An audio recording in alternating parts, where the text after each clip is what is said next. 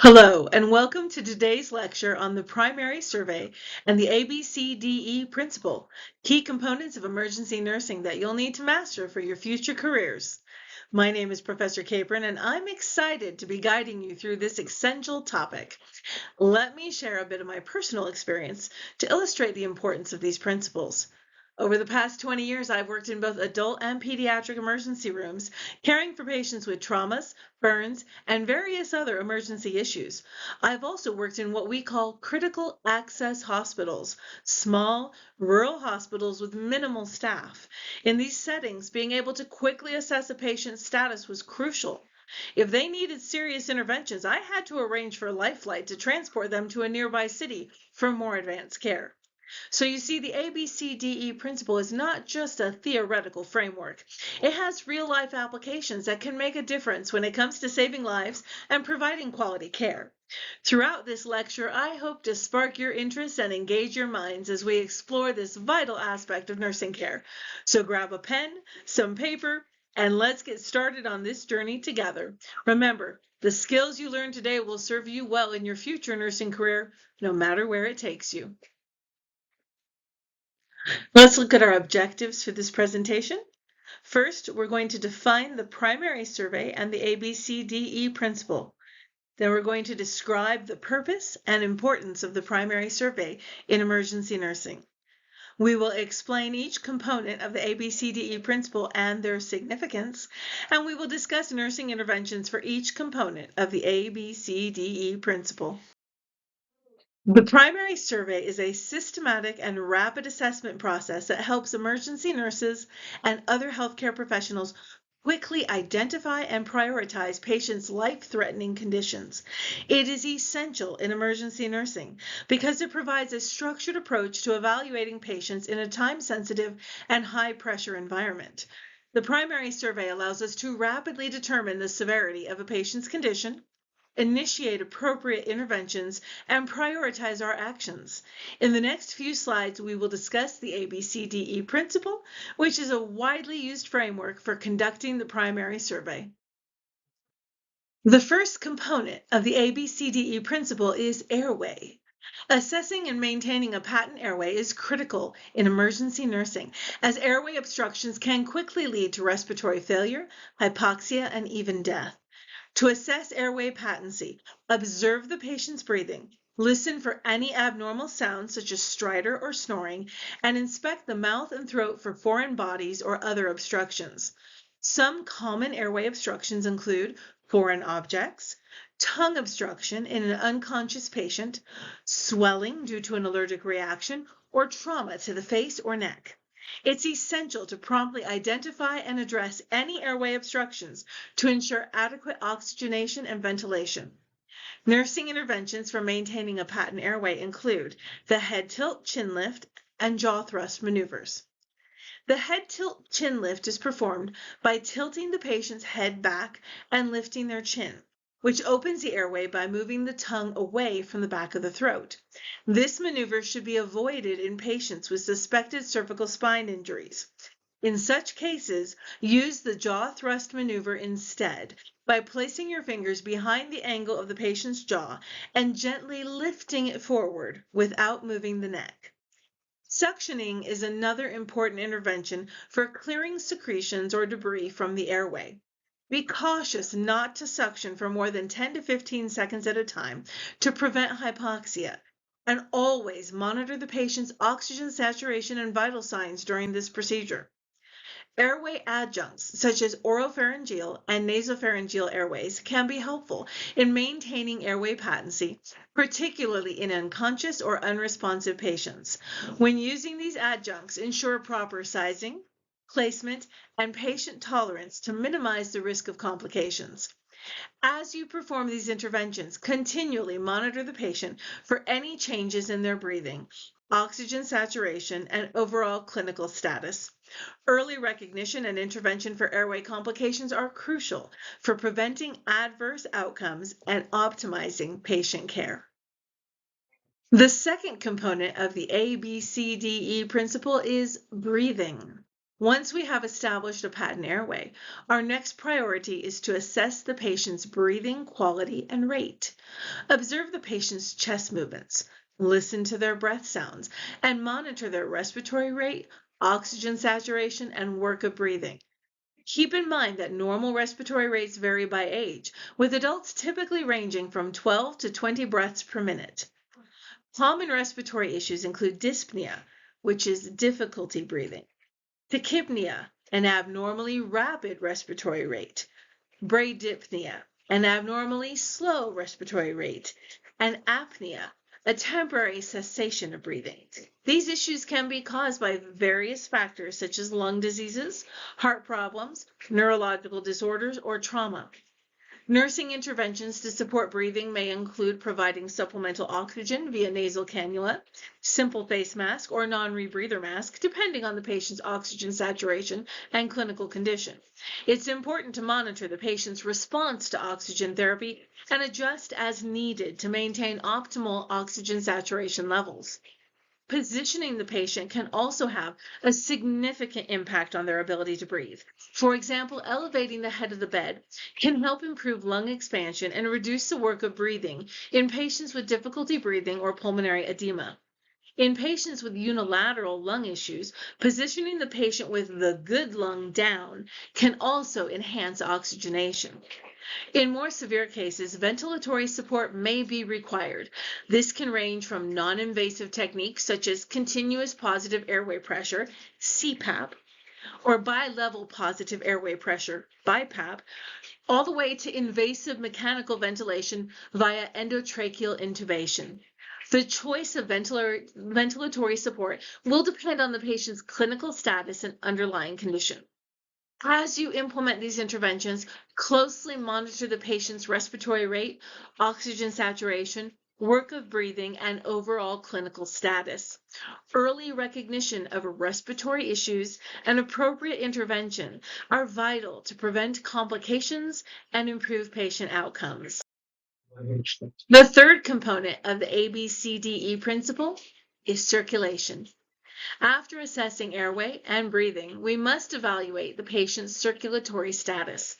Effective circulation is crucial to maintain oxygen delivery to the tissues and vital organs. To assess circulation, we should palpate pulses, evaluate skin color, temperature, and capillary refill, and monitor blood pressure and heart rate. Be alert for signs of poor perfusion, such as weak or absent pulses, cold or clammy skin, delayed capillary refill, or hypotension. These could indicate cardiac arrest, myocardial dysfunction, or hemorrhage, all of which can lead to shock and ineffective circulation. Common circulatory issues include hypovolemia, cardiogenic shock, obstructive shock, and distributive shock. These can result from various causes such as blood loss, heart failure, tension pneumothorax, or sepsis, respectively. Nursing interventions for restoring effective circulation include performing CPR, assessing for external bleeding, controlling hemorrhage by applying direct pressure to visible significant external bleeding, obtaining large bore IV access in the antecubital fossa of both arms, unless there is obvious injury to the extremity, and infusing isotonic IV fluids such as lactated ringers and 0.9% sodium chloride and/or blood products. CPR is crucial in cases of cardiac arrest to maintain blood flow to vital organs. Controlling hemorrhage prevents further blood loss and exacerbation of shock. Obtaining large bore IV access allows for rapid fluid resuscitation, and the administration of isotonic fluids and blood products helps restore intravascular volume and improve tissue perfusion. Interventions to alleviate shock include administering oxygen, applying pressure to obvious bleeding, elevating lower extremities to shunt blood to vital organs, and again, administering IV fluids and blood products, monitoring vital signs, and remaining with the client to provide reassurance and support for anxiety. Administering oxygen ensures optimal oxygen delivery to tissues, while controlling bleeding and elevating the lower extremities can improve blood flow to vital organs. Again, infusing IV fluids and blood products helps maintain the intravascular volume and tissue perfusion, And monitoring vital signs allows for early detection of any changes in the patient's condition. Again, we're going to want to provide reassurance and support to help alleviate anxiety and foster a sense of safety during this critical time.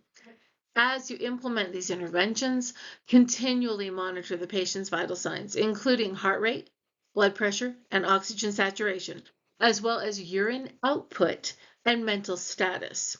Early recognition of circulatory issues and appropriate interventions are essential to prevent complications such as organ failure or cardiac arrest, and to improve patient outcomes.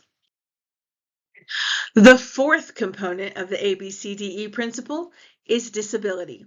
After addressing circulation, our focus turns to assessing the patient's neurological status.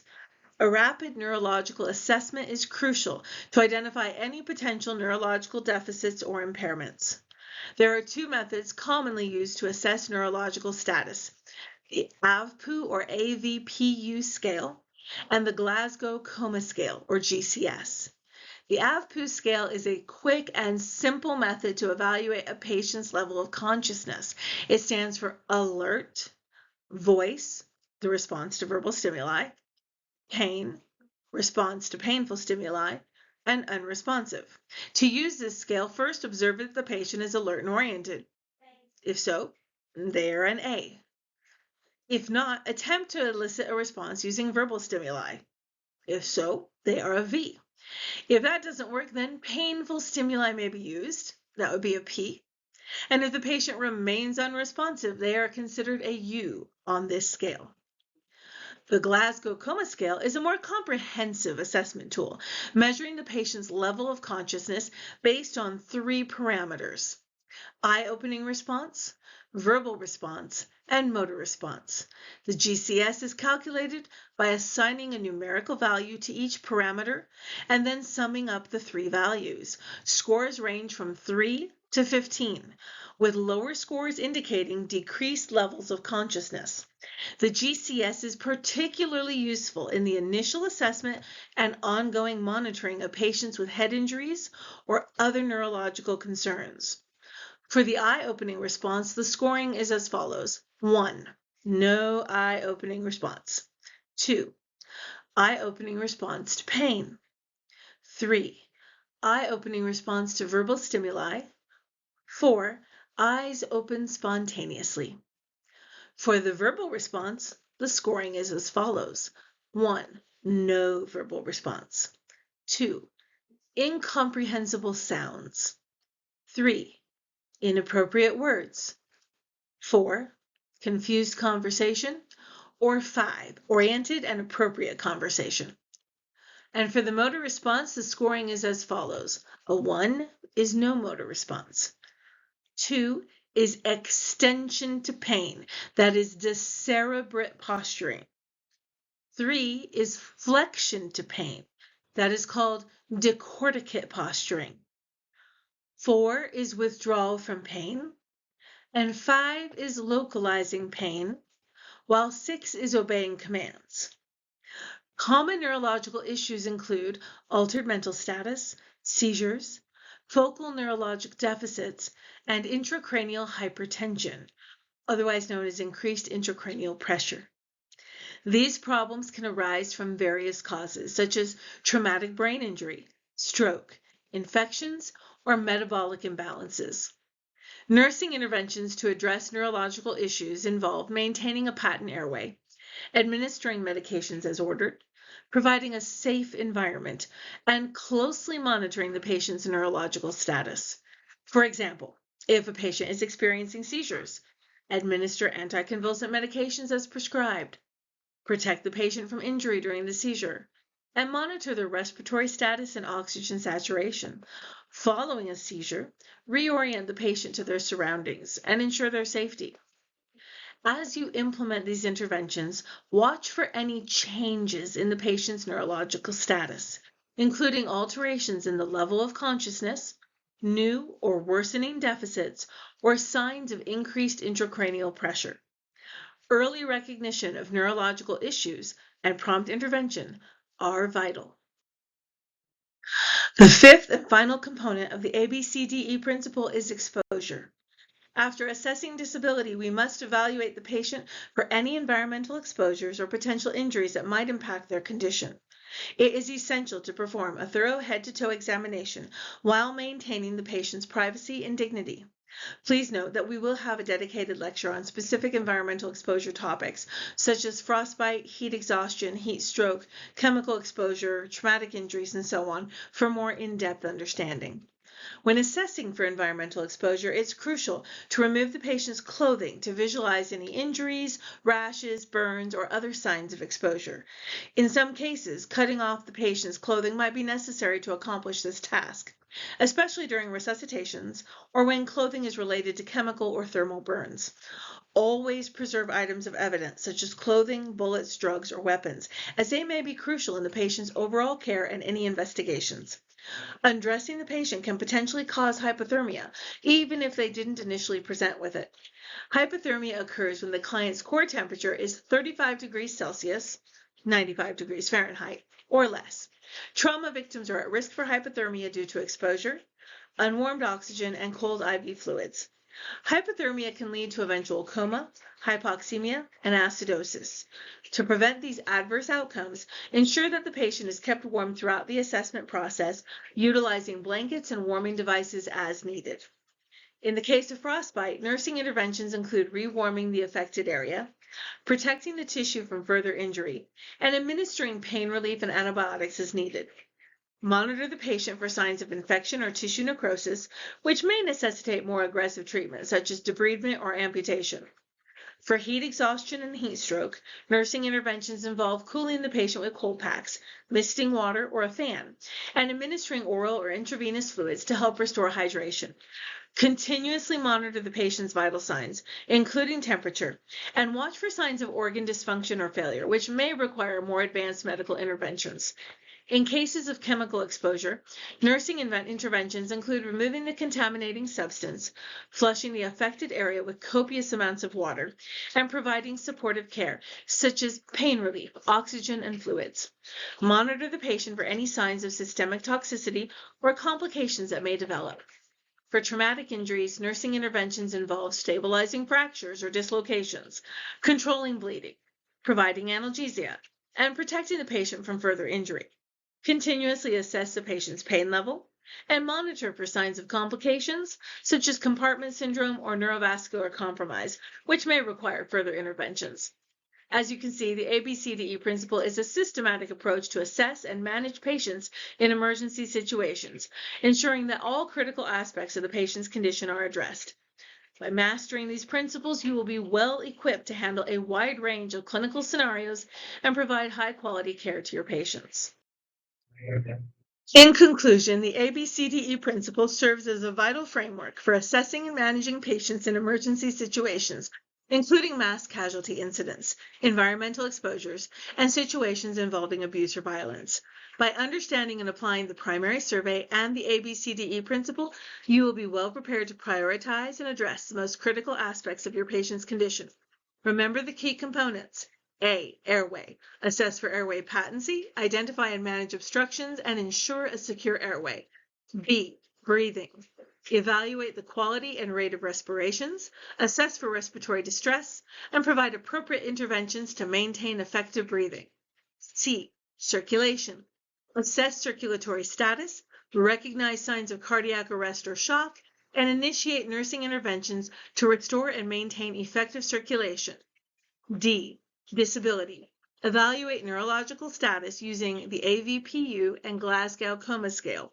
Identify neurological issues and provide appropriate nursing care to minimize complications. E. Exposure. Perform a thorough head-to-toe assessment. Identify environmental exposures or injuries and implement nursing interventions to prevent further harm and promote healing. As nursing professionals, it is our responsibility to provide high-quality care in a wide range of clinical scenarios. Mastery of the ABCDE principle and the primary survey will enable you to address the most critical patient needs swiftly and effectively, ultimately leading to improved patient outcomes.